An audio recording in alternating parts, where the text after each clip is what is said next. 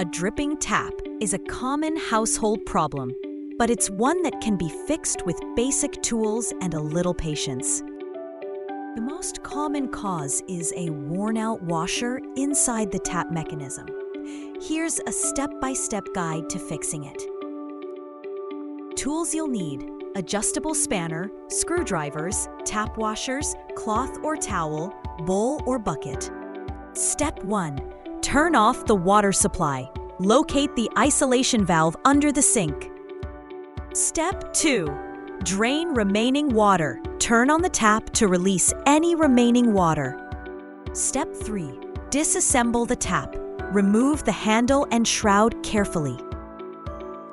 Step 4. Replace the washer. Inspect the washer and replace if necessary. Step 5. Reassemble the tap. Reverse the steps taken for assembly. Step 6. Restore water supply. After reassembly, turn the water back on and check for drips.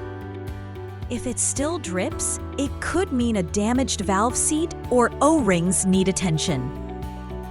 Thank you for watching. Like, share, follow, and subscribe for more tips.